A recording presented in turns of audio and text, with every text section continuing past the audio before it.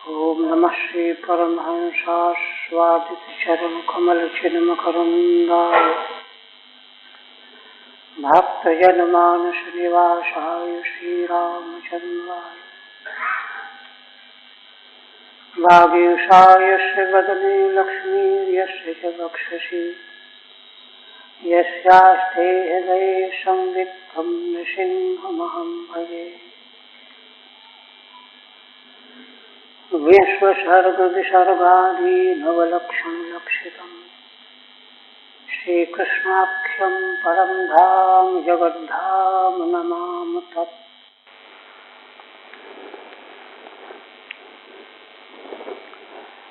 परम आदरणीय यति वृंद, भक्त वृंद एवं श्रोत्र,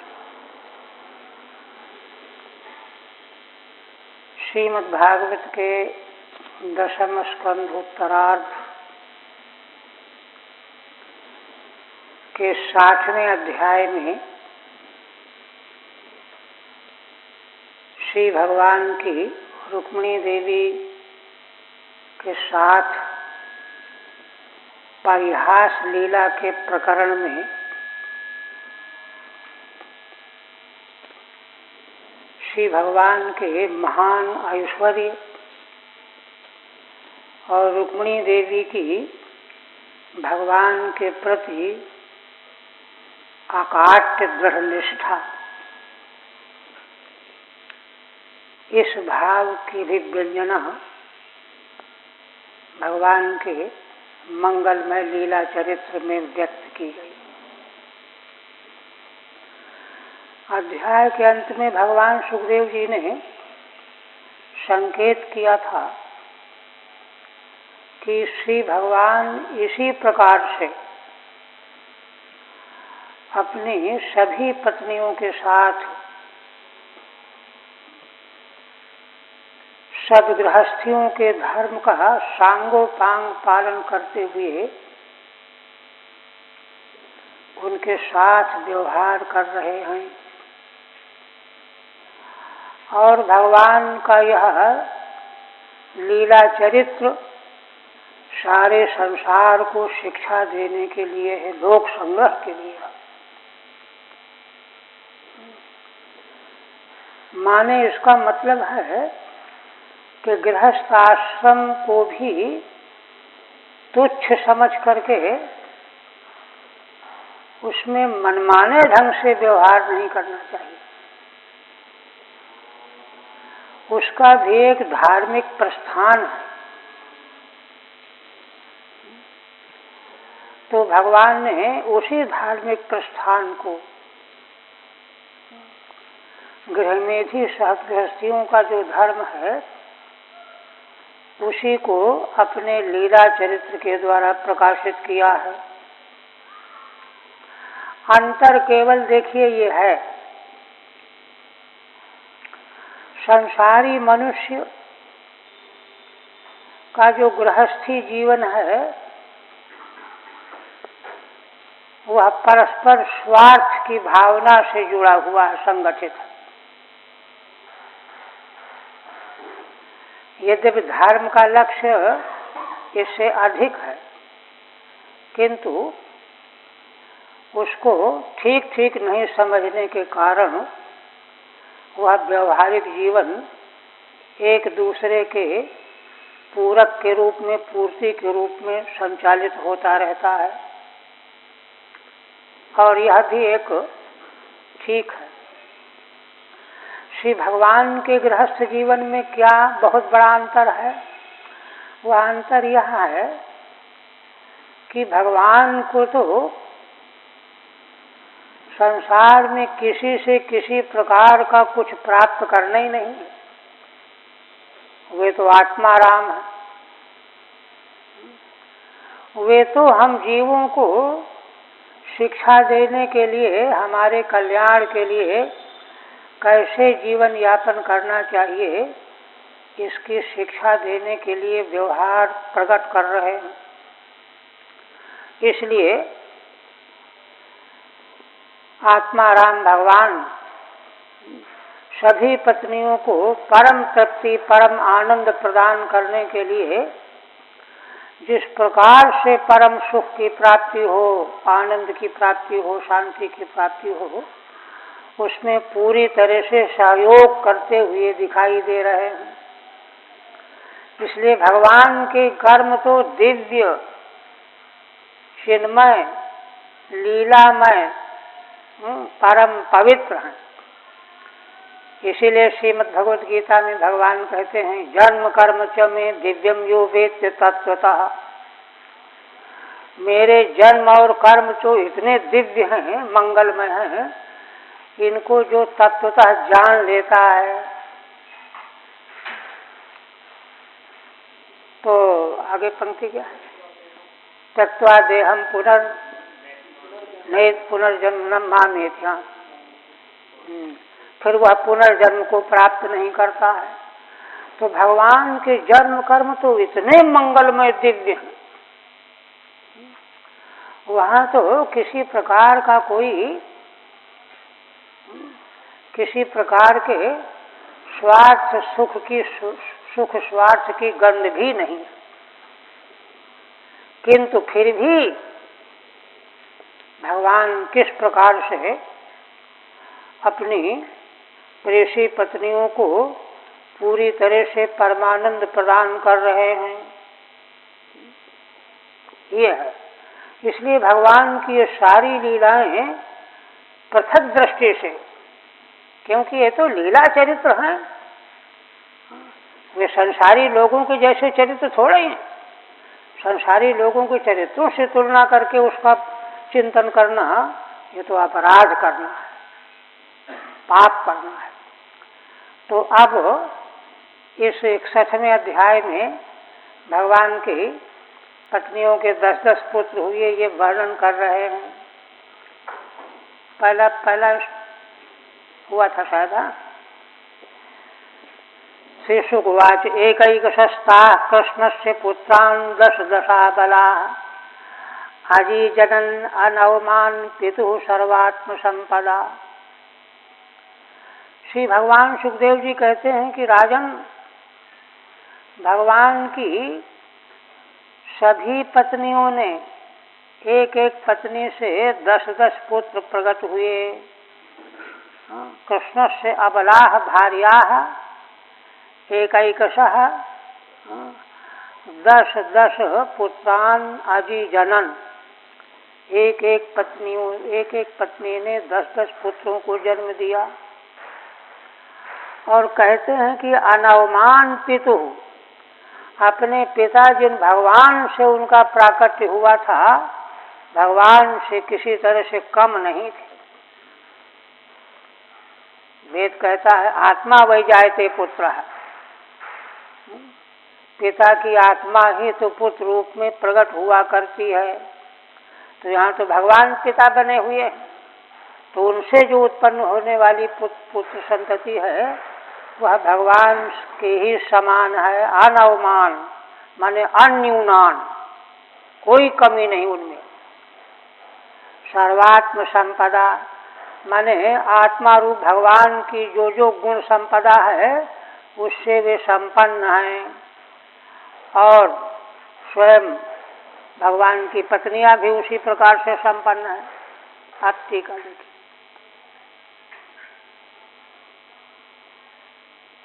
पहले उपक्रम के बाद एकैकश है तदेतत् वक्तुमाह।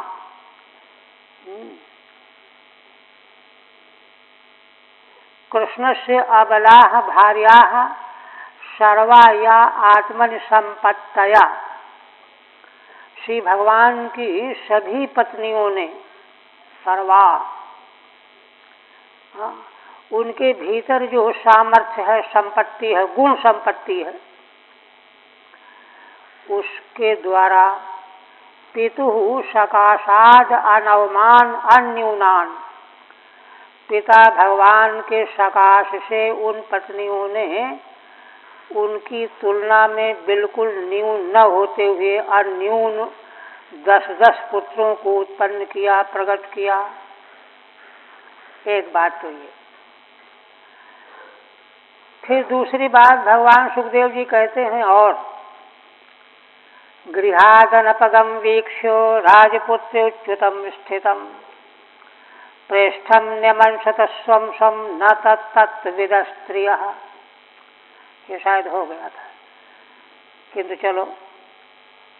भगवान सुखदेव जी कहते हैं कि राजन, भगवान की उन पत्नियों को सबों को यह महसूस होता था, अनुभव होता था कि भगवान हमको सबसे ज़्यादा प्रेम करते हैं, चाहते हैं। क्यों?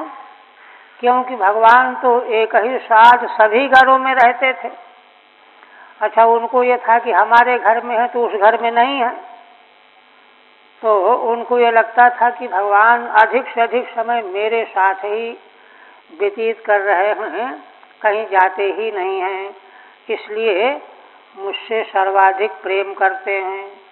गृहात अनपदम माने अगच्छन्तम वीक्ष, राजपुत्र राजकुमारियों ने भगवान को अपने घर में ही अधिक से अधिक समय रहते हुए देख करके स्वम स्वम प्रेष्ठम न्यमंसत, अपने अपने को सभी पत्नियों ने सबसे ज्यादा भगवान की प्रेयसी समझा।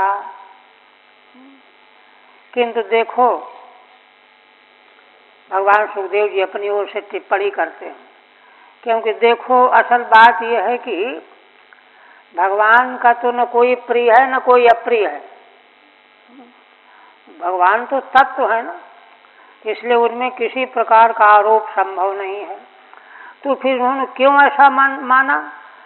तो कहते हैं कि न तत्तत्विद स्त्रियः, भगवान की पत्नियां भगवान के तत्व को जानने वाली नहीं हैं।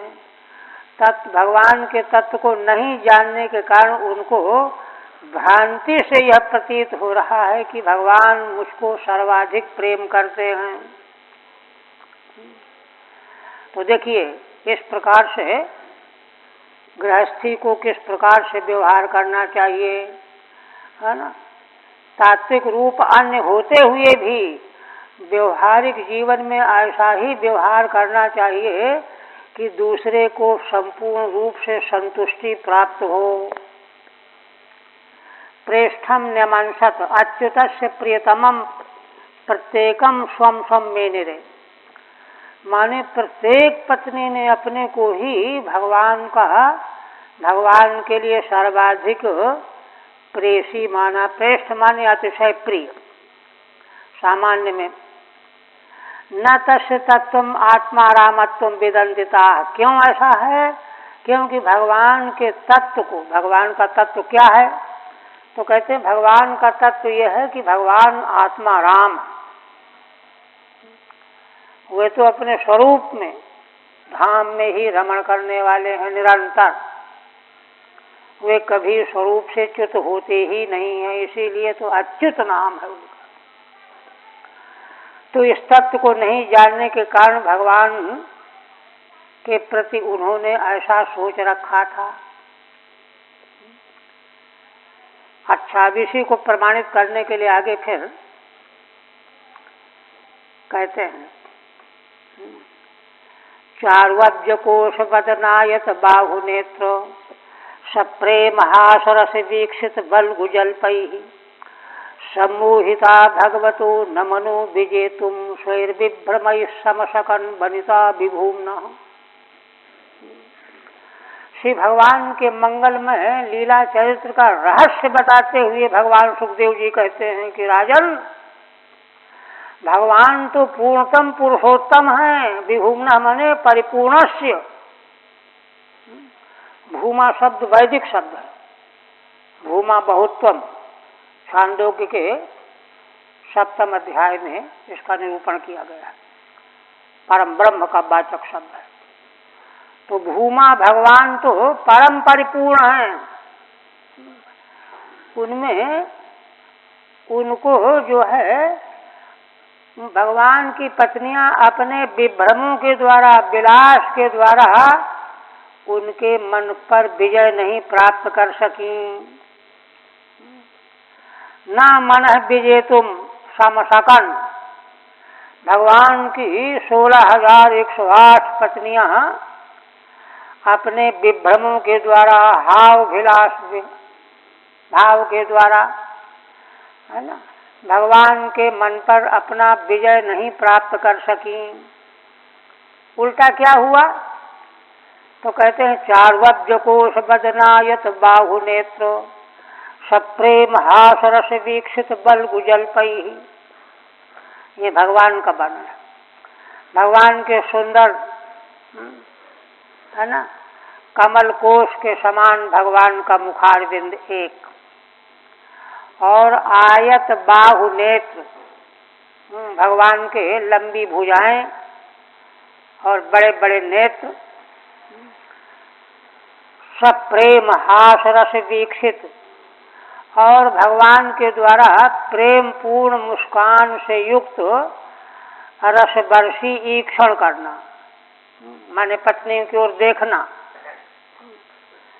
और साथ में बल गुजल पई ही विचित्र बातचीत, शब्द व्यवहार, इन सब लीलाओं के द्वारा भगवान की पत्नियां स्वयं मोहित हो रही थीं। एतै स्वयं सम्मोहिता बनिता, स्वयं मोहित, और मोहित होकर के फिर अपने विभ्रम विलासों का प्रयोग करके भगवान के मन पर विजय पाने के लिए उन्होंने बड़ी चेष्टाएं की, किंतु भगवान के मन पर विजय नहीं प्राप्त कर सकी। भगवान के उन मंगलमय स्वरूप से और चेष्टाओं से स्वयं मोहित तो हो गईं, और स्वयं अपने विभ्रमों के द्वारा उनको मोहित करने की चेष्टाएं करती रहीं, किंतु सफल नहीं हो सकी, सक्षम नहीं हो सकी। क्यों? क्योंकि भगवान तो परम पूर्णतम है।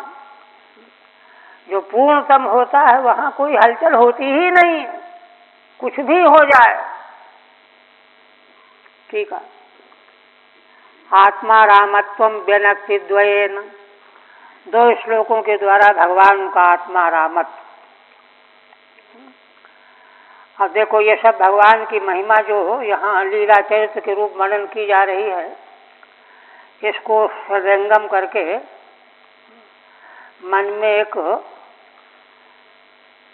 में एक जो है उल्लास प्रकट होना चाहिए कि ऐसे भगवान ही प्रेम करने योग्य हैं, ऐसे भगवान ही वर्ण करने योग्य हैं, चाहने योग्य हैं, और कुछ भी नहीं है। तो कहते हैं दो पद्यों से, चार्वज्य कोशवत बदनम च, है ना, माने सुंदर कमल कोश के समान भगवान का मुखारविंद एक, और आयतानि बाहु नेत्राणि च, लंबी भुजाएं और चौड़े नेत्र भगवान के दो, और सप्रेमणा हास रसेन वीक्षितानि, प्रेम पूर्वक मुस्कुराते हुए पत्नियों की ओर देखना तीन, बल्गु जल्पाश्च, और मधुर बातचीत शब्दावली शब्दोच्चारण चार।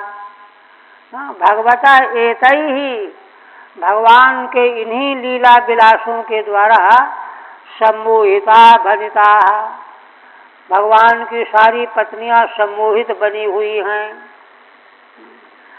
और स्वयं स्वयं अनेकैर विभ्रमैहि, उन पत्नियों ने अपने अपने अनेक विभ्रमण विलासों के द्वारा तस् श्री कृष्ण से मनो विजेतुम हर्तुम न समसकन, भगवान श्री कृष्ण के मन को अपनी ओर खींचने में सक्षम नहीं हो सके, न सकता बभूवु, क्योंकि आत्मा रामत्वात्, भगवान तो आत्मा राम।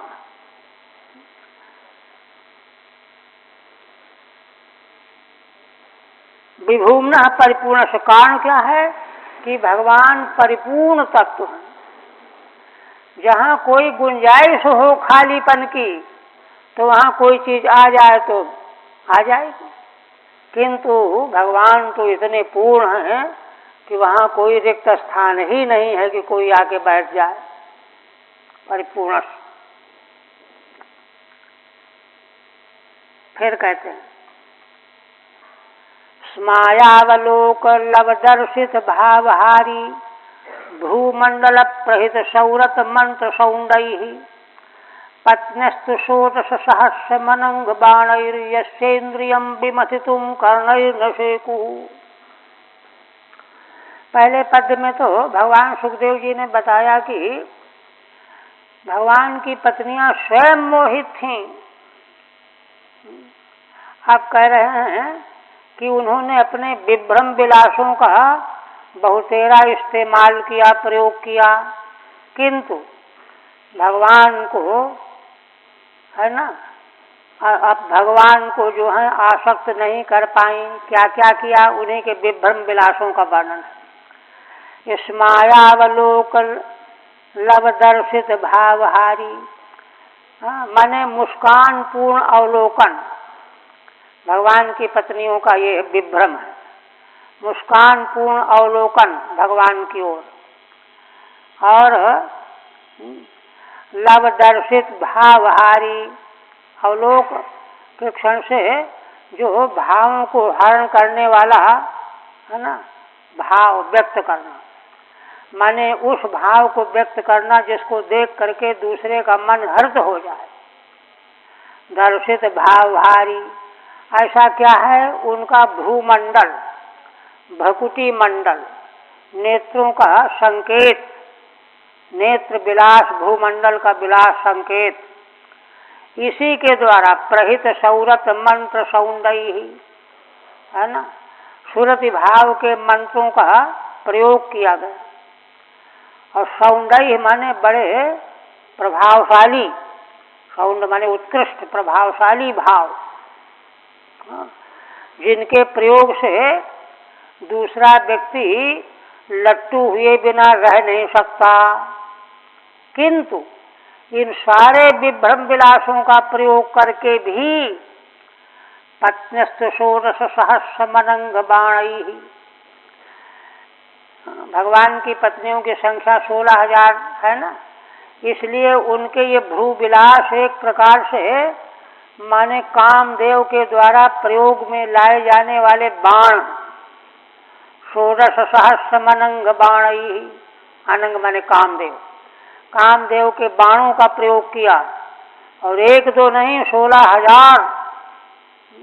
किंतु इनके प्रयोग के द्वारा भी यस्येन्द्रियं विमथितुम कर्णैर्नशेकुः, जिन भगवान के इंद्रिय माने मन को विचलित करने में वे सक्षम नहीं हो सके। कर्णई में और कह दिया कि माने इसके अलावा और भी उपयोग प्रयोग है ना, स्पर्श आदि अनेक तरह के उपयोग जो हैं वे भी काम के बाण के रूप में वर्णन किए गए हैं काम शास्त्र में, काम सूत्र में। तो इन सबों के प्रयोग करने पर भी भगवान के मन को वे डिगा नहीं पाई। ठीक है, तासाम विभ्रमान वर्णयन नेतद विवृणोति, भगवान की पत्नियों के विभ्रमों का, हाव भाव विलासों का वर्णन करते हुए विवरण कर रहे हैं। स्मायेति, स्मायो गूढ़ हसितम, गूढ़ हसित मुस्कान, तद्युक्तो अवलोक लवः, और गूढ़ मुस्कान के साथ है ना नेत्र से अवलोकन करना, देखना, है ना। लव माने देख करके फिर हटा लेना नेत्र, यही कटाक्ष है। कटाक्षस्तेन दर्शित सूचितो भावः, उस कटाक्ष प्रहार के द्वारा भाव सूचित होता है, मनोभाव। अभिप्रायः तेन हारि, उसके प्रयोग से हारि मनोहरत्यज मनोहरशीलम यद भ्रूमंडलम, उसके द्वारा दूसरे के मन के हरण करने वाला जो उनका भ्रूमंडल है, भ्रकुटी, भ्रकुटी विलास, तेन प्रहिता प्रस्थापिता ये सौरता, उसी भ्रकुटी मंडल के द्वारा उन पत्नियों ने है ना सौरत के मंत्र प्रयोग किए, काम के उत्तेजक मंत्रों का प्रयोग किया, तेषु सौंदर्य प्रगल्भैः, और वे बड़े प्रगल्भ थे, शक्तिशाली थे। हाँ, किंतु उनके द्वारा अनंगस्य बाणैः शरैः अन्यैश्च कर्णैः, कामदेव के बाण सर ये ही हैं, अन्य भी दूसरे जो कर्ण माने शस्त्र हैं, बाण के अलावा अन्य शस्त्र भी जो हैं प्रहार करने वाले। काम शास्त्र प्रसिद्ध ही, काम शास्त्र में जिनका निरूपण किया गया है विस्तार से, है ना, उन शब्दों के प्रयोग के द्वारा भी यशेन्द्रियम मनो, है ना, विमथितुम क्षोभयितुम, जिन भगवान के मन को मथन करने के लिए, क्षुब्ध करने के लिए 16 सहस्रमपि पत्नियों न शेकु, 16,000 पत्नियां भी समर्थ नहीं हो सकी, ऐसे भगवान आत्माराम।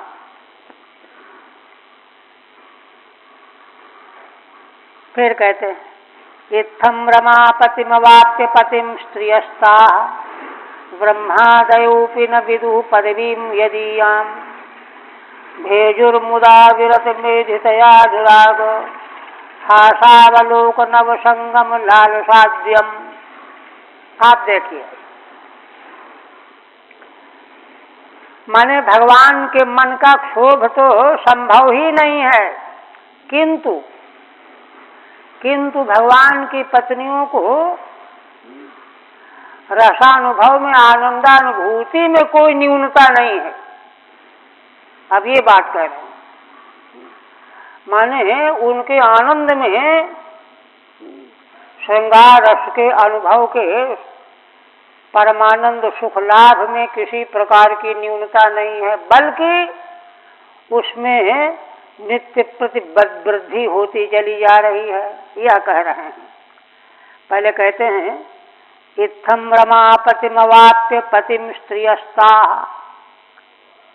भगवान सुखदेव जी कहते हैं कि राजन देखो तो, भगवान की इन पत्नियों ने रमापति लक्ष्मीपति भगवान को ही पति के रूप में प्राप्त कर रखा है। और ये भगवान कौन है? ब्रह्मादयोपि न विदुः पदवीं यदीयाम, जिन भगवान की पदवी को, निष्ठा को, स्वरूप को, पद को ब्रह्मा आदि भी नहीं प्राप्त कर पाए, ना विदु, जान भी नहीं पाए, प्राप्त करना तो दूर रहा, जान भी नहीं पाए, उन्हीं भगवान को इन भगवान की पत्नियों ने पति के रूप में प्राप्त कर रखा है। कितना बड़ा इनका सौभाग्य है। भेजुर्मुदा विरत मेधितयानुराग, और इसलिए उन्हीं भगवान की सेवा में, उनके भजन में, उनके सहवास में, सहवास का सुख प्राप्त कर रही हैं। कैसे? मुदा अविरत, माने उनके मोद आनंद में कभी कोई विराम नहीं लगा, नित्य नया आनंद, उनका मोद बढ़ता ही जा रहा है। मुदा विरत मेधितयानुराग, इसीलिए जब सुख बढ़ता चला जाता है तो अनुराग में भी वृद्धि होती चली जाती है। मेधितयानुराग हासावलोक नव संगम लाल साध्यम, अनुराग पूर्ण हास और हास पूर्ण अवलोकन, है ना, अवलोकन के कारण जो है नव संगम, नव संगम का मतलब होता है नया संगम। जैसे नए विवाहित जोड़े हों तो नए उसमें जो सुख विशेष होता है, तो नव संगम की लालसा। देखिए, सौंदर्य का एक वर्णन किया, भवभूति का एक पद्य है, क्षणे क्षणे यन्नवतामुपैति तदेव रूपम रमणीयताया। रमणीयता का स्वरूप क्या होता है? सुंदरता का, आकर्षकता का। तो जो वस्तु प्रत्येक क्षण में नई नई प्रतीत हो, क्योंकि अगर वस्तु पुरानी हो जाती है तो मन सोचता है अरे ये तो देख चुके हैं, समझ चुके हैं, इसलिए सौंदर्य फीका पड़ जाता है। किंतु उत्कट भगवत सौंदर्य कैसा है कि वह तो क्षण क्षण में और अधिक चमत्कार प्रकट करता रहता है। जैसे पहले कभी इसका दर्शन अवलोकन किया ही न हो, पहली बार देख रहे हैं, दूसरे क्षण में उससे भी उत्तम, तीसरे क्षण में उससे भी उत्कृष्ट, चौथे क्षण में उससे भी उत्कृष्ट, क्षणे क्षणे नवतामुपैति तदेव रूपम रमणीयताया। तो ऐसे भगवान को पति रूप में प्राप्त करके भगवान की पत्नियों को भगवान के मंगलमय दर्शन अवलोकन स्पर्श आदि में नया नया सुख मिल रहा है। ये कभी भी नहीं होता कि हम तो इनको देख चुके हैं, इनको छू चुके हैं, ऐसा नहीं ये कह रहे हैं, है ना। नव संगम लालसाद्यम, नए संगम की लालसा से, आद्यम भगवंतम, आदि पुरुष परमात्मा भगवान, माने नया संगम प्राप्त हो रहा है, भगवान का स्पर्श नए रूप में प्राप्त हो रहा है। प्रौढ़ अवस्था हो जाने पर भी देखिए 10 पुत्र हो चुके हैं, वर्णन पीछे हो चुका ना, किंतु अभी भी उनका सुख और आनंद वैसा ही है कि मानो नया संगम प्राप्त हो रहा है। इस प्रकार से जो है उनके सौभाग्य का कहीं वर्णन कोई कर ही नहीं सकता, है ना। ठीक है। अनुरागेण हासो अवलोकस्य नव संगमे लालसम औत्सुक्यम, अनुराग के कारण जिनका हास और हासपूर्ण अवलोकन, है ना, भगवान की ओर देखना, नया संगम माने नया मिलन है, नए मिलन की लालसा जरा ज्यादा ही होती है, लालसम औत्सुक्य। चते आद्या यस्य विभ्रम कदम्बस्य, ये सब के सब विभ्रम कदम, आद्य को जो है माने विभ्रम कदम में जो है आदि के साथ भी उसको जोड़ दिया है, दो तरह की व्याख्या कर रहे हैं। विभ्रम कदम्बस्य तम भेजु, ऐसा विभ्रम कदम माने अपना हास विलास, माने मुस्काना, और जैसे मान लो नया संगम प्राप्त हो रहा है यह समझ करके अत्यंत उत्कंठित होना आदि आदि। दूसरी व्याख्या करते हैं, अनुराग हासावलोक नव संगम लालसाद्यम, अनुराग पूर्ण हास पूर्ण अवलोकन और नए संगम की लालसा से युक्त, लालसाद्यम भेजु, नए संगम की लालसा आदिकों को लेकर के भगवान की सेवा कर रही हैं। भेजु मने सेवयान चक्रु, तस्य मनो विजेतुम न शेकुरित्वा। और दूसरी बात कह रहे हैं कि इसका भी पीछे से अन्वय कर लो, माने इतना सब हो करके भी भगवान के मन को विजय करने में सक्षम नहीं हो सकी।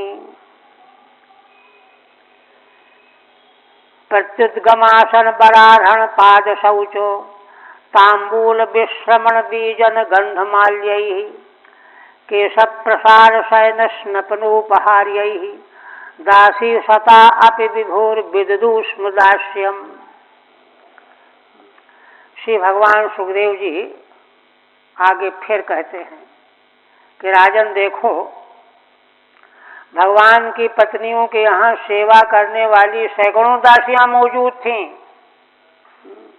कोई काम उनको करने की जरूरत नहीं थी, किंतु सारा ऐश्वर्य मौजूद था, किंतु भगवान की पत्नियों का, है ना, भगवान की सेवा का लीला वर्णन कर रहे हैं। प्रत्युद्गमासन बराहण पाद शौचो, भगवान अगर बाहर से आ रहे हैं तो तुरंत अगवानी करने के लिए उठ करके उनको लिवाने के लिए चल पड़ना, प्रत्युद्गमन, उनको आसन दे करके बैठालना, आसन बराहण, उनका चरण धोना, पूजन करना, पाद शौच, चरण धोना, तांबूल पान लगा करके खिलाना, विश्राम कराना, पंखा करना, बीजन, गंध, माला, फूलों की माला पहनाना, केश प्रसार, केश संवारना, शयनागार को ठीक करना, स्नान की व्यवस्था करना, स्नान कराना, उपहार सामग्री ला करके देना, स्नपनोपहार, यही ही इन तमाम क्रियाओं के द्वारा, है ना, सैकड़ों सैकड़ों दासियों से युक्त होती हुई भी अपि विभोह दास्यम विदधूष्म, भगवान की सेवा का कार्य वे स्वयं किया करती थीं, क्योंकि ऐसा करने से उनको महान सुख मिलता था, महान सुख मिलता था। ठीक है। किंतु प्रत्युद्गमनादिभिर विभोस्तस्य दास्यम नित्यम विदधुरिति, कहते हैं कि फिर भी उनकी अगवानी करने से लेकर के सारी सेवाओं के द्वारा उनका दास्य भाव नित्य किया करती थीं। और कहते हैं कि यह कोई ऐसा नहीं कि 2 साल 4 साल किया हो फिर बंद कर दिया हो। कहते हैं प्रौढ़ भावे भी, यद्यपि अवस्था प्रौढ़ावस्था आ गई, 35-40 की अवस्था आ गई, किंतु नव संगमाद्य विधान मगत अगत सारत्वेन, जो पीछे के पद्य में नव संगम का विधान किया गया है, मानो नया मेल होने जा रहा है ना। यह कथन भगवान सुखदेव जी का क्या कह रहा है ना, यह इसलिए कह रहा है अनपगत सारत्वेन, कि अभी उनके सुख का सार गया नहीं है। जैसे संसारी जीवों का सार चला जाता है, अवस्था जैसे जैसे बढ़ती जाती है, खत्म होता जाता है, जीर्ण होते जाते, बेकार होते जाते हैं। यहाँ ऐसा नहीं है, अनवगत सारत्व है। वह सुख ज्यों कहते हो, प्रथम दिन वाला सुख निरंतर जो है बने हुआ है, प्रौढ़ अवस्था आ जाने पर भी। अनवगत सारत्वेन औत्सुक्येन च तथा प्रतीते, और इसीलिए उसी प्रकार की उत्सुकता बनी रहती थी भगवान की पत्नियों में। तेषामेव श्लोकानां प्रस्तावांतरे पुनः पुनरावृत्ति अच सौंदर्यात्। देखिए 2 पद्य जो हैं पहले भी आ चुके हैं, हूबहू 2 पद्य पहले भी आ चुके हैं, वही 2 पद्य यहाँ फिर से दिए गए हैं। तो श्रीधर स्वामी कहते हैं कि आखिर क्या बात है, पुनरावृत्ति क्यों की? मैंने लीला का वर्णन करने वाले तो भगवान सुखदेव जी वही हैं, वही वक्ता वही श्रोता, और फिर भी पुनरावृत्ति। अब कोई ज्यादा अंतर नहीं है ना, 25-50 श्लोकों के भीतर में ही पुनरावृत्ति।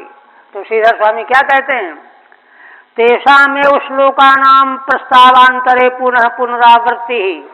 पहले जो श्लोक कहे जा चुके हैं उन्हीं श्लोकों का दूसरे प्रस्तावना में पुनः पुनः आवृत्ति करने का मतलब क्या है, अति सौंदर्यात्। यह जो दोहराया गया है इसमें सौंदर्य का अतिशय व्यक्त करने के लिए, सौंदर्यातिशय की व्यक्तता के लिए किया गया है। जहाँ अत्यधिक सौंदर्य होता है ना, तो वहाँ ये होता कि और देख लें और देख लें, नेत्र हटते ही नहीं है। उसी प्रकार से भगवान के इस गार्हस्थ जीवन का अतिशय सौंदर्य यहाँ वर्णन किया जाने से उन पद्यों की पुनरावृत्ति भगवान सुखदेव जी ने की है। आप कहते हैं तासां व्यादशपुत्राणां कृष्णस्त्रीणां पुरोदिताः अष्टौ महिष्यस्तत्पुत्रान् प्रद्युम्नादीन् गृह्णामि ते। यह एक तरह से माने भगवान की लीला का रहस्य व्यक्त करने के लिए यहाँ तक भगवान सुखदेव जी ने कह करके, फिर देखिए आरंभ का श्लोक तो यही कह रहा है ना कि भगवान के पत्नियों के पुत्रों का वर्णन करने जा रहे हैं, लेकिन आरंभ करके छोड़ दिया, अब फिर से वही वर्णन कर रहे हैं। तासां व्यादशपुत्राणां कृष्णस्त्रीणां पुरोदिताः, भगवान सुखदेव जी कहते हैं कि राजन देखो, भगवान की जिन 8 पटरानियों के 10-10 पुत्रों का हमने पहले उल्लेख कर दिया है, पहले कर चुके हैं। अष्टौ महर्षिस्तान पुत्रान प्रद्युम्नादि निगृणामिते। अब हम उन 8 पटरानियों के 10 पुत्रों का हम नाम तुमको बताएंगे। प्रासंगिकम उक्त्वा प्रस्तुतमा, यह तो प्रासंगिक भगवान की दिव्य लीला का रहस्य बताने के लिए वर्णन कर दिया बीच में। अब फिर जो प्रस्तुत प्रसंग उठाया गया था उसको कह रहे हैं।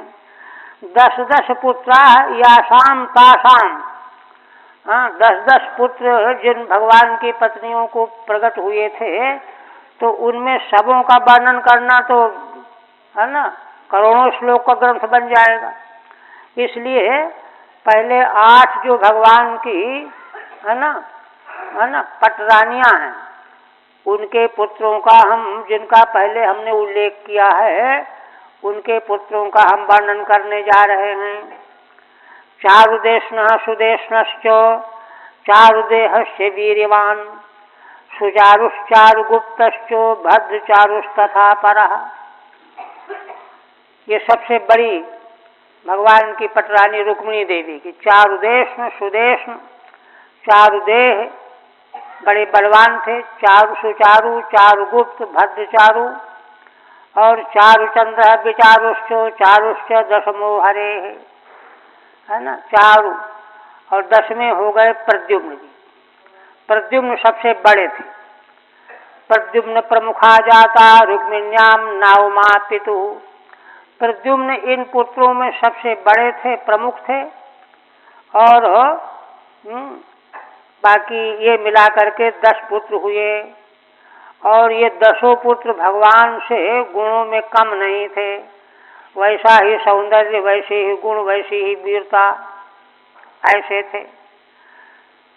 इसी प्रकार से फिर कहते हैं भानु सुभानु स्वरभानु प्रभानुर्भानुमांस्तथा चंद्रभानुर्बृहद भानु अतिभानुस्तथाष्टमः श्रीभानु प्रतिभानुश्चो सत्यभामात्मजा दशो। भगवान की दूसरी पटरानी सत्यभामा जी, उनके ये 10 पुत्र थे। भानु सुभानु स्वरभानु प्रभानु भानुमान चंद्रभानु बृहद भानु अतिभानु 8वें, श्री भानु 9वें, प्रतिभानु 10वें। सांबा सुमित्र पुरजित क्षतजित सहस्रजित विजयश्चित्रकेतुश्चो भस्मान द्रविडक्रतु जाम्वत्या सुता हेते सांबाद्या पितृसम्मता। तीसरी भगवान की पटरानी जाम्वती जी, उनके 10 पुत्रों को कह रहे हैं।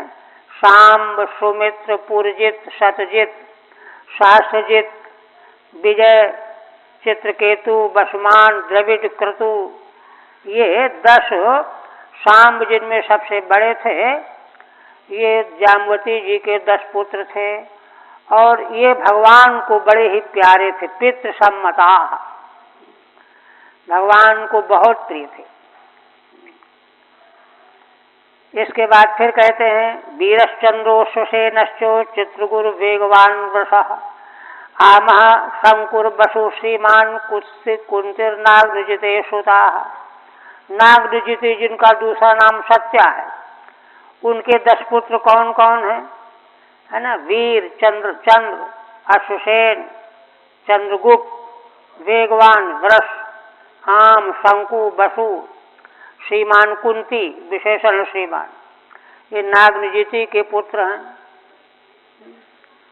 श्रीमानिति बसो कुंतेर व विशेषणम, श्रीमान जो हैं बसु के विशेषण भी कर सकते हैं, चाहे कुंती के विशेषण कर सकते हैं।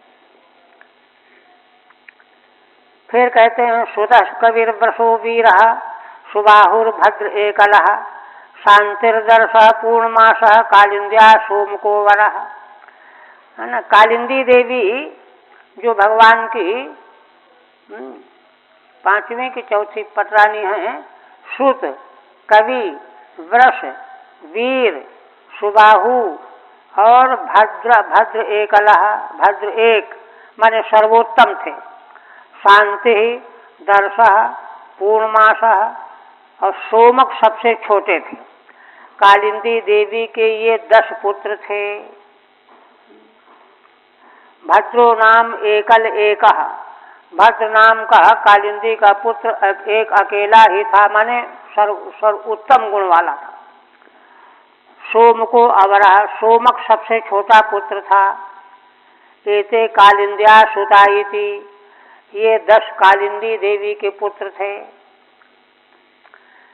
इसी प्रकार से प्रघोषो गात्रवान सिंहो बल प्रबल ऊर्ध्वगः, माद्या पुत्रा महाशक्ति सह ओजो पराजितः,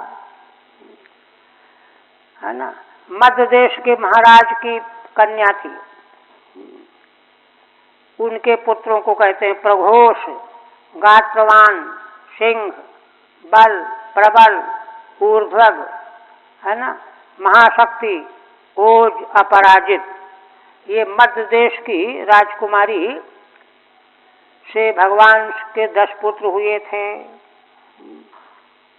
15 में माद्या मैंने लक्ष्मण आया है। मध्य देश के राजा की कन्या होने से माद्री नाम, देश के नाम से, इनका वास्तविक नाम था लक्ष्मणा। इनके 10 पुत्र ये थे। इसी प्रकार से ब्रको हर्षो नीलो गृद्धो वर्धनो नाद एव च, महासः पावनो बन्धिर्मित्र मित्र बिंदात्मजा क्षुधि। मित्र बिंदा नाम की भगवान की पटरानी जो थी, उनके पुत्र बता रहे हैं व्रक, हर्ष, अनिल, गृध्र, वर्धन, उन्नाद और महासह, पावन, बन्ही, ये और सबसे छोटे थे क्षुधि। क्षुधि सबसे छोटा पुत्र था। मित्र बिंदा जी के 10 पुत्र ये थे। क्षुधिश्च 10वां पुत्र क्षुधि था। एते मित्र बिंदात्मजा, ये मित्र बिंदा के पुत्र थे। संग्रामजित बृहत्सेन शूरः प्रहरणोरिजित, जय सुभद्रो भद्राया वाम आयुष्य सत्यकः। भद्रा नाम की जो भगवान की पटरानी हैं, उनके 10 पुत्र कौन थे? संग्रामजित, बृहत्सेन, शूर, प्रहरण, अरिजित, जय, सुभद्र। ये भद्रा नाम की भगवान की पत्नी पटरानी के पुत्र हैं। वाम आयुष्य सत्यकः, वाम आयु और सत्यक, 10वें सत्यक थे। संग्रामजित प्रमुखा, सत्यकांता। संग्रामजित सबसे बड़ा पुत्र था और सत्यक सबसे छोटा। भद्राया सुता, भद्रा नाम की पटरानी के पुत्र थे। शैव्या नामापि सायव, इन्हीं का दूसरा नाम शैव्या भी है। पहले में है शैव्या नाम से भी इन्हीं को कहा गया है। कहीं कहीं उल्लेख शैव्या नाम से, भद्रा का ही है ना। सायव, शैव्या नाम से ये ही थी। अब इसके बाद भगवान की जो 16,100 रानियां थीं, उनके भी 10-10 पुत्र सभी को हुए थे। तो उपलक्षण के रूप में एक पत्नी के पुत्र का उल्लेख कर रहे हैं। दीप्तिमान ताम्र तप्ताद्या रोहिण्यास्तनया हरे, है ना। रोहिणी देवी 16,100 में प्रधान मानी जाती है। इनके दीप्तिमान, ताम्र तप्त आदि 10-10 पुत्र हुए। हाँ, फिर अब पौत्रों का उल्लेख कर रहे हैं। प्रद्युम्नाथ चांदुद्धो भूत रुक्मवत्याम महाबला। फिर कहते हैं भगवान सुखदेव जी की प्रद्युम्न जी जो सबसे बड़े, रुक्मिणी जी के सबसे बड़े पुत्र थे, तो उनके पुत्र हुए अनिरुद्ध। अभूत रुक्मवत्याम महाबला। इनका जन्म किससे हुआ? रुक्मवती, रुक्मी की कन्या से विवाह हुआ था। वे अनिरुद्ध जी महान बलशाली हुए, महारथी हुए। रोहिण्याः सुतानाम् उक्ति अन्यासाम उपलक्षणार्थम। रोहिणी 16,100 पत्नियों में केवल रोहिणी के पुत्रों का नाम उपलक्षण के लिए बताया जा रहा है। इसी प्रकार सबके 10-10 पुत्रों को समझ लेना चाहिए।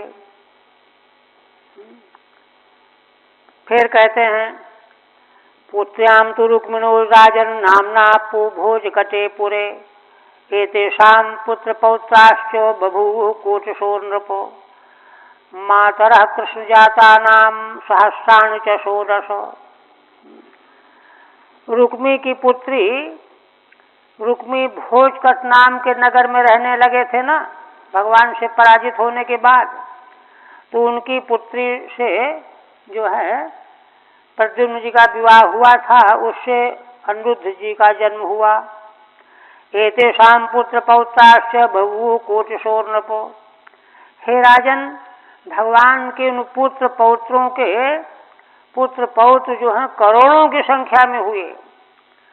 मातरः कृष्ण जाता नाम सहस्राणि च 16। क्योंकि देखो, हिसाब लगा करके देख लो, भगवान के पुत्रों की माताएं जब 16,100 से ज्यादा हैं, और उनके सबके 10-10 पुत्र हुए, 10 का गुणा करना पड़ेगा, और फिर उनके भी पुत्र हुए, पुत्रों के पुत्र हुए, तो करोड़ों की संख्या हो जाएगी। टीका में कहते हैं एतेषामपि अन्येषामपि श्री कृष्ण पुत्राणाम, माने भगवान की पत्नियों के और भगवान की जो अन्य पत्नियां हैं, भगवान के पुत्रों के भी, जो शतसंख्य स्त्री सुपुत्रा, सैकड़ों की संख्या वाली स्त्रियों के जो पुत्र हुए, पौत्राश्च कोटिशो बभूवुः, पुत्र पौत्र मिलाकर के करोड़ों की संख्या वाले हो गए। अत्र हेतुत्वेन श्री कृष्ण पत्नी नाम बाहुल्यम अनुस्मारयति। कहते हैं भाई, पुत्र पौत्रों की संख्या करोड़ों की इसलिए हो गई कि भगवान की पत्नियों की संख्या ही बहुत ज्यादा है। मातरः कृष्ण जाता नाम इति, भगवान से जन्म लेने वाले पुत्रों की माताएं ही 16,100 से ज्यादा हैं। क्या शब्देन अधिकाश्चेत्युक्तम, 16,000 से अधिक 100, 8 पटरानियां मिला दीजिए। अब महाराज ने यहाँ एक प्रश्न कर दिया। राजोवाच कथम रुक्मिपुत्रायो प्रादाद्वितरम युधि कृष्णेन परिभूतस्तम हंतुम रंध्रम प्रतीक्षते। हे भगवान, आप कृपा करके यह बताइए कि रुक्मी ने अपने शत्रु भगवान श्री कृष्ण के पुत्र प्रद्युम्न को अपनी कन्या का विवाह कैसे कर दिया, क्योंकि वह तो भगवान श्री कृष्ण के द्वारा पराजित हुआ था। वह तो बदला लेने के लिए छिद्र का अन्वेषण कर रहा था। एतदाख्याहि में विद्वन् द्वयोर्वैवाहिकं दुषोर्वैवाहिकं मिथः। हे ब्रह्मन, कृपा करके द्वेष करने वाले दोनों लोगों का वैवाहिक आपस में संबंध कैसे हुआ, यह कृपा करके आप बताइए। यह कृष्णम हंतुम रंध्रम प्रतीक्षते, टीका में कहते हैं, जो भगवान श्री कृष्ण को मार डालने के लिए, है ना, छिद्र देखा करता था, सा कथम प्रादादिति, उस रुक्मी ने अपनी कन्या शत्रु के पुत्र को कैसे दे दिया। वैवाहिकम विवाह निमित्तम, विवाह निमित्त यह संबंध शत्रुओं का कैसे हो गया।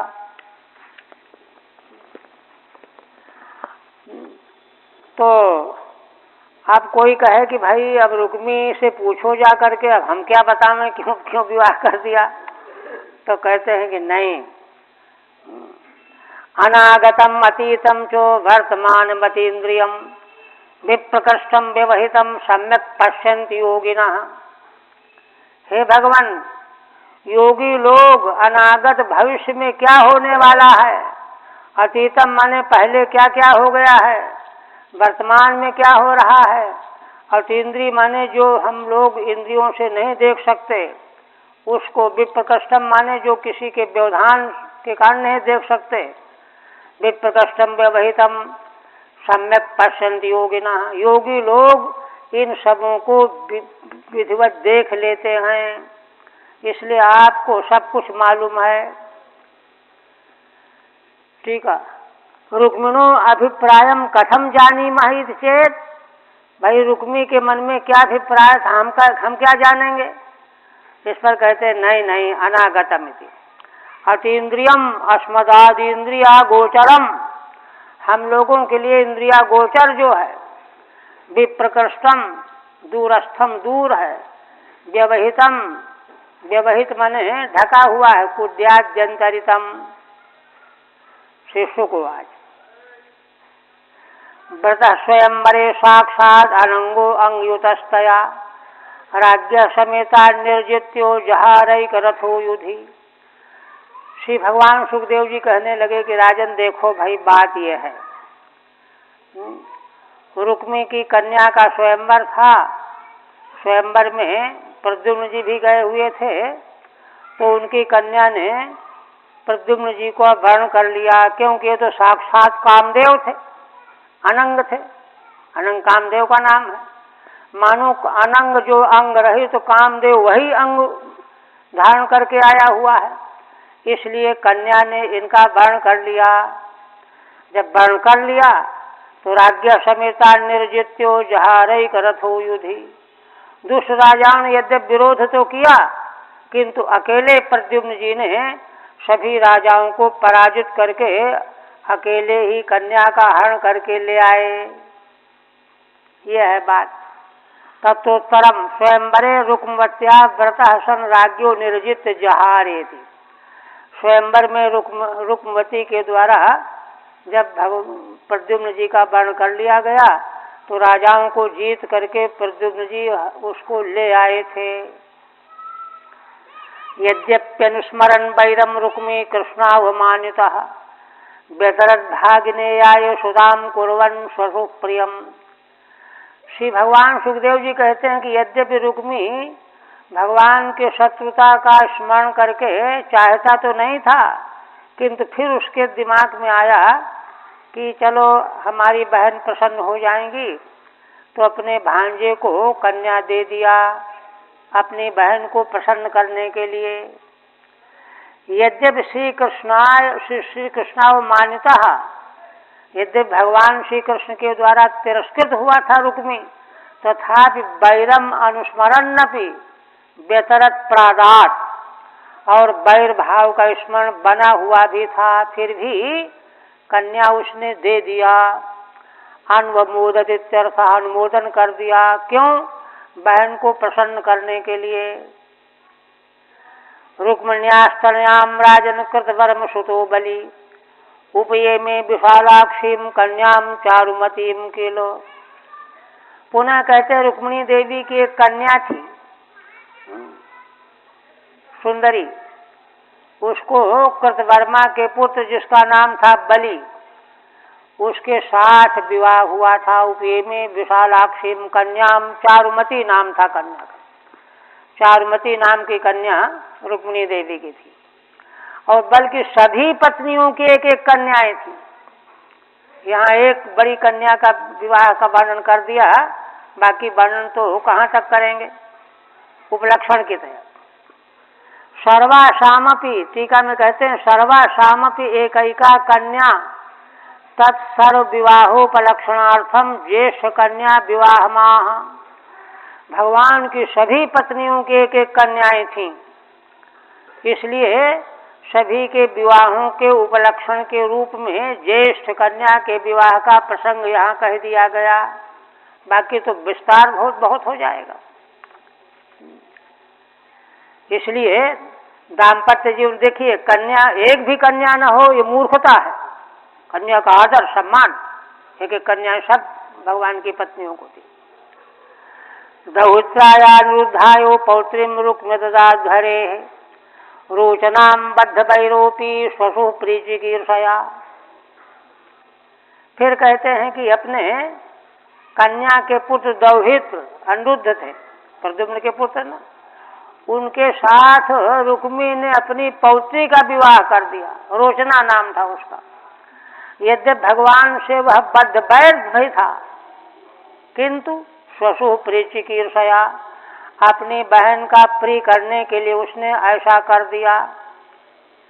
अच्छा, लेकिन ये तो अधर्म है। जानन न धर्मम तद यौनम स्नेह पाशानुबंधना।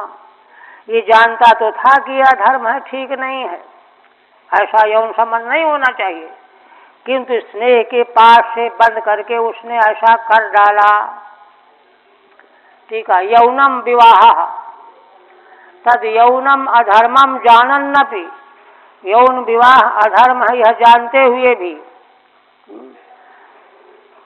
कहते हैं, स्मृति वचन दे रहे हैं, द्विषदन्नम न भोक्तव्यम द्विषंतम नयु भोजयेत इत लोक विरोधात।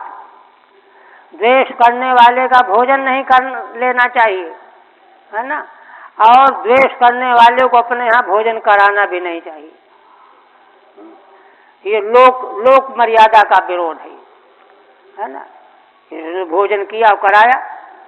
दूसरी बात, और अस्वर्गम लोक विद्वेष्टम धर्ममप्याचरेन्न तु। कहते हैं जो ऐसा आचरण नहीं करना चाहिए जो स्वर्ग में बाधा डालने वाला हो, लोक में जिससे विद्वेष होता हो, है ना। धर्म होने पर भी ऐसा आचरण नहीं करना चाहिए, तो निषेधाच्य। तो यहाँ रुक्मी का कर्म तो विरोधी कर्म था, फिर भी उसने कर ही डाला। तस्मिन्नभ्युदये राजन रुक्मिणी राम केशवौ पुरम भोजकटम जगमुः सांब प्रद्युम्न का दया। अब तो उसने कर डाला विवाह। उस मांगलिक कृत्य में रुक्मिणी देवी, श्री बलराम जी, भगवान श्री कृष्ण, है ना, भोजकट नाम के पुर में पहुंच गए। सांब प्रद्युम्न का दया, और पुत्र आदि भी पहुंचे, प्रद्युम्न सांबादि। तस्मिन् निवृत्त उद्वाहे कालिंग प्रमुखा नृपाः दृप्तास्ते रुक्मिणम प्रोचुर बलमक्षर विनिर्जय। आप देखिए, कहते हैं उस विवाह के संपन्न हो जाने के बाद निवृत्त हो गया, विवाह हो गया, है ना। कलिंग देश के राजा वहाँ प्रमुख आए हुए थे, जो ना दृप्तास्ते रुक्मिणम प्रोचु। ये बड़े दृप्त थे, उद्दंड थे, घमंडी थे। उन लोगों ने रुक्मी से कहा कि देखो, हम जानते हैं बलराम जी पाशा खेलना इनको नहीं आता, लेकिन खेलते जरूर हैं, खेलने के बड़े शौकीन हैं। इसलिए तुम ऐसा करो कि पाशे का खेल आरंभ करो, इनको पराजित करो आज, है ना। तब देखो फिर आनंद आएगा। तमाशबीन बन करके तमाशा देखना चाहते थे। श्रीधर स्वामी कहते हैं, लोक विरुद्धाचरण फलम वक्तुमाह। किंतु रुक्मी ने लोक विरुद्ध आचरण किया, उसका फल तत्काल मिला। यह कहने जा रहे हैं। कहते हैं कि अनक्षज्ञो हेम राजन नपि तद्व्यसनम महत् इत्युक्तो बलमाहूयो तेनाक्षय रुक्म दिव्यत। है ना। कलिंग देश के राजा ने कहा कि देखो, मैं जानता हूँ ये पाशों को पहचानते नहीं हैं, लेकिन इनको व्यसन बहुत खेलने का है। ऐसा जब भड़का दिया तो रुक्मी भी उद्दंड ही था, उसने तुरंत बुलाया और होने लगा, खेल होने लगा, है ना, होने लगा। अधिव्यत माने क्रीडितवान, खेल शुरू हो गया। शतम सहस्रमयुतम रामस्तत्ता ददे पणम। बलराम जी ने 100, 1000, 10,000 का दांव लगाया, मोहरों का। तम तो रुक्म्य जयत तत्र कालिंग प्राहसत बलम। और तीनों दांव को रुक्मी जीत गया। और कलिंग देश के राजा बैठे थे, वो हंसने लगे कि देखो, बढ़िया जीत गए, बढ़िया जीत गए। दंतान संदर्शनुच्चै नामर्षत तद्बलायुधा हलायुधा।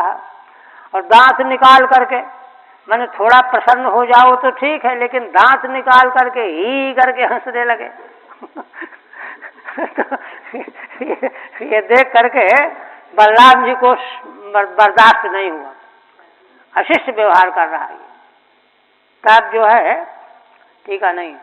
ततो लक्ष्यम रुक्म ग्रहणात् ग्रहम तथा जयत बला। इसके बाद 1 लाख का दांव लगाया रुक्मी ने, और उसमें बलराम जी जीत गए उसको। किंतु रुक्मी ने छल कपट किया। जितवान हम इत्याह रुक्मी कहितौ माश्रिता। छल करके रुक्मी कहता कि मैंने जीत लिया। निष्काणाम लक्षम गृहम पणम कृतवान कहितवम कपटम। 1,00,000 का दांव जब लगाया और कहा कि मैंने जीत लिया। मन्युना क्षुभिता श्रीमान समुद्रयु पर्वणि जात्यारुणाक्षोवति रुषा जर्बुदम ग्लह माददे। तो इस तरह से ऐसा कहे जाने पर बलराम जी को बहुत क्रोध आ गया। क्रोध के मारे उनके नेत्र पहले से लाल थे और लाल हो गए, है ना। जैसे पूर्णमासी के दिन समुद्र में ज्वार भाटा का सैलाब आता है, ऐसे ही उनको बड़ा जोश आ गया। उन्होंने निर्बुद्ध, है ना, निर्बुद्ध माने करोड़ों का जो है दांव लगा दिया, अरबों का, है ना। निर्बुदम 10 कोटि 10 करोड़ का दांव लगा दिया, है ना। और लगा करके पासा चलने लगा। गुला माददे तम चापि जितवान रामो धर्मेण छलमाश्रितः। उसको भी बलराम जी ने ही जीत लिया धर्म के द्वारा। किंतु छल का आश्रय लेकर के रुक्मी कहता नहीं नहीं, रुक्मी जितम मयात्रे में बदंत प्राश्निकायति। रुक्मी बोला कि नहीं, मैंने जीता है।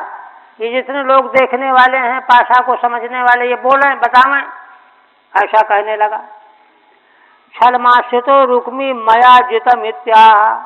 छल पूर्वक कहने लगा कि मैंने जीता है। तत्रा ब्रवीन नभो वाणी भले नयुजितो ग्लह। धर्म तो बचने नैवो रुक्मी वदति वै मृषा। उस समय आकाशवाणी ने कहा कि देखो, यह दांव बलदेव जी ने ही जीता है धर्म पूर्वक। और देखो रुक्मी झूठ बोल रहा है। रुक्मी बदति वही मृषा, मृषा झूठ बोल रहा है रुक्मी। तामनादृत वैदर्भो दुष्राजन्य चोदिता। किंतु आकाशवाणी की भी उसने उपेक्षा कर दी रुक्मी ने। क्यों? दुष्ट राजा उसको बार बार भड़का रहे थे, उत्तेजित कर रहे थे। अब उसने भड़क करके क्या कहा? संकर्षणम परिहसन बभाषे काल चोदिता। उसका काल आ गया था, मरणासन्न हो रहा था, है ना। तो वह बड़े कठोर वाक्यों से बलराम जी को कहने लगा। संकर्षण जी को क्या कहने लगा? कहने लगा कि अरे नैवाक्ष को विदायूयम गोपाला वन गोचरा। तुम लोग अपने को समझो तो पहले, गाय चराने वाले, वन में फिरने वाले तुम लोग जो हैं, पाशों को खेल को क्या जानो? अक्षय दिव्यंति राजानो बाणेश्व न भवादृषा। अरे पाशों के द्वारा राजा राजकुमार खेलते हैं, बाणों के द्वारा और पाशों के द्वारा। तुम जैसे चरवाहे थोड़े खेलते हैं। ये कह दिया। रुक्मिणीव मध्यक्षिप्तो राजभिश्चोपहासिता। क्रुद्ध परिघमुद्यम्यो जघने तम नृम्न संसदी। भगवान सुखदेव जी कहते हैं कि राजन, रुक्मी के द्वारा इस तरह से जब अधिक्षेप किया गया और दूसरे राजा जो बैठे थे हंसने लगे। क्रुद्ध परिघमुद्यम्यो जघने तम नृम्न संसदी। तब तो बलराम भगवान क्रुद्ध हो गए, अपना परिघ उठा लिया और मांगलिक सभा के बीच में ही रुक्मी का वध कर डाला, मार डाला। कलिंगराजम तरसा गृहीत्वा दशमे पदे। अच्छा, कलिंगराज भागे जब देखा कि इसको मार डाला इन्होंने, भाग खड़े हुए। बलराम जी पीछे लग गए और 10वें कदम में पकड़ ही लिया। दंता न पाचत क्रुद्धो यो हसत विवृतैर्द्विजैहि। बलराम जी ने कलिंगराज के दांतों को तोड़ डाला। वो दांत दिखा दिखा के हंसते थे, तो उसने दंड दिया उनको, तोड़ डाला दांत। अन्य निर्भिन्न बाहु शीर्षो रुधिरोक्षिता। राजानो दुद्रूर्भीता भलेनु परिघादिता। बाकी और जो केवल हंसते थे, मुस्कुराते थे बैठे बैठे सभा में, तो उनको परिघ लेकर के पीट पीट करके पशु की तरह से भगदड़ मच गई। किसी का हाथ टूट गया, किसी का सर फट गया, खून खच्चर हो गया। सब भयभीत होकर के बलराम जी के द्वारा परिघ से पीड़ित होकर के सब भाग खड़े हुए। परिघार्धिता निहते रुक्मिणी श्याले ना ब्रवीत साधु साधु हुआ रुक्मिणी बलयो राजन स्नेह भंग भयाधरी ही। आप देखिए, रुक्मी के मारे जाने पर भगवान का श्याल है, रुक्मिणी जी के तो भाई हैं ही, किंतु भगवान श्री हरि ने कुछ भी नहीं कहा। क्या कहें? अगर जो है बलराम जी को कहते हैं कि भैया तुमने ठीक नहीं किया तो उनको बुरा लगेगा, बड़े भाई को, और इनको कुछ कहें कि भाई रुक्मी में कमी थी तब ऐसा हुआ तो रुक्मिणी जी को बुरा लगेगा। इसलिए भगवान ने कुछ नहीं कहा, किसी प्रकार की कोई बात ही नहीं कही। देखिए, व्यवहार का ढंग होता है, आपसी आपस के व्यवहार का यह ढंग है ना। स्नेह भंग भयाधरी ही, क्योंकि कोई भी टिप्पणी करने पर किसी को दुख पहुंचेगा तो उससे स्नेह में कमी आएगी। स्नेह भंग के भय से भगवान ने कुछ भी नहीं कहा, चुप रह गए। ततोन्नुद्धं सा सूर्या वरम रथम समारोप्य युक्कुशस्थलीं रामादयो भोजकटादशार्हा सिद्धाखिलार्था मधुसूदनाश्रयाः। इसके बाद यह लीला चरित्र यहाँ पूरा हुआ। इसके बाद सभी दासार्ह वंशी यदुवंशी नवविवाहिता पत्नी को विदा करा करके और अनिरुद्ध जी के साथ रथ में बैठाल करके द्वारिकापुरी को चल पड़े। रामादेव भोजकटात दशहरा, भोजकट के नाम के नगर में ये विवाह हुआ था, वहीं बारात आई हुई थी, वहीं से लौट करके द्वारिकापुरी को चले। भोजकटात दशहरा सिद्धाखिलार्था मधुसूदनाश्रया, उनके सारे अखिल अर्थ सिद्ध हो गए, है ना। क्यों? मधुसूदन भगवान का आश्रय लेने वाले थे। सारे द्वारिकापुरी की यदुवंशी भगवान के आश्रित थे, इसलिए उनके सदा सर्वदा सारे मनोरथ हमेशा पूर्ण हुआ करते थे। ठीक है, नहीं है ना? अच्छा है। सूर्या नवोधया नवविवाहिता